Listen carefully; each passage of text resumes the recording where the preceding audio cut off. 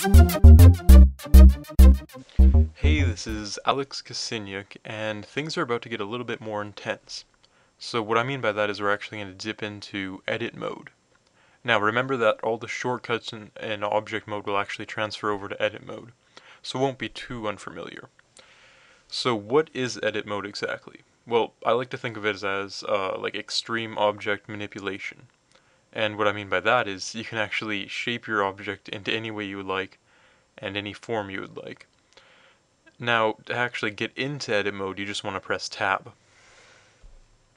and that will get you right into edit mode. And what that actually really does is it toggles in and out of edit mode and object mode. So you can just get back to object mode the same way, so pressing tab. Now there's actually another way to do this from the mode menu, and it's located right down here. So you would just click on the mode menu, and you would see all the different modes, and you would just go to edit mode right here.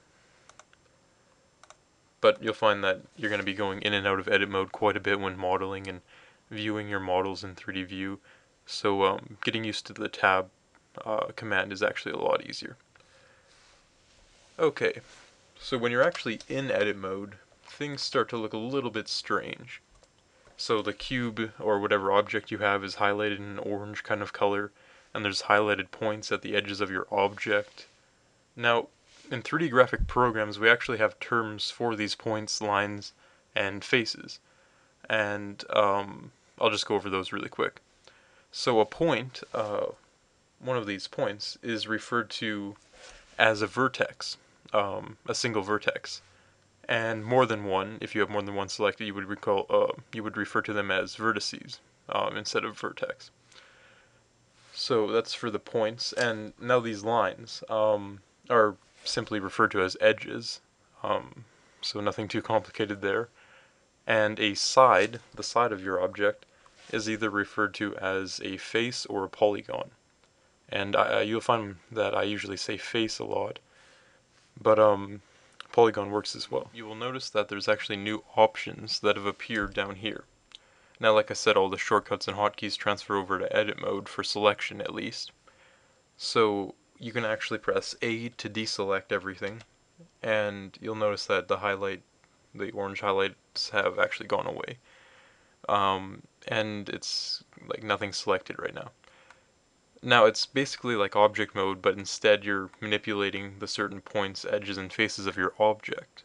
Um, so anyways, by default it's in vertex select. So you select vertices, and those are the points again. So you can actually change this by the new options down here. So the first one is vertex select. So you would right click to select a vertex, and it's as simple as that. The next option, if you click on this, it's actually edge select. So as you imagined, it's selecting edges. And the last one here is face select, and once again it's selecting faces. So you can actually press Control Tab to access these as well.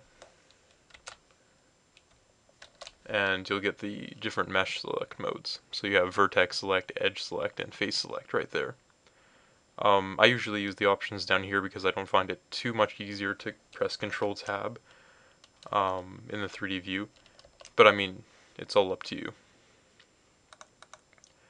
So from there on, editing in edit mode, like object manipulation in edit mode, is pretty straightforward for just moving things around. So, like before, you can hold down shift to select more than one, well, point in this case, instead of object. So, say we want to select this edge, we can select these 2 points, and we now have that edge selected. We can also use the 3D manipulator with these to move them around, or we can just use the hotkeys, so G to grab, S to scale, and R to rotate.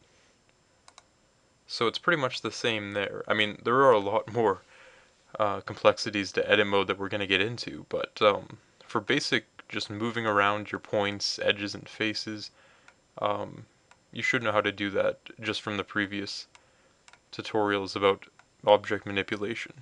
So I hope that explains quite a bit about edit mode, and of course it doesn't even scratch the surface, but yeah, that's for a different time. Okay, so if anybody's wondering why things have been a little bit slow lately, it's mainly due to this animation project that I've been working on. It's not a huge project, it's just this little thing for the feature film channel, and you can check that out if you want. I haven't actually uploaded anything yet, but it does have some kind of cool claymations that I've done, so you can check that out if you're interested.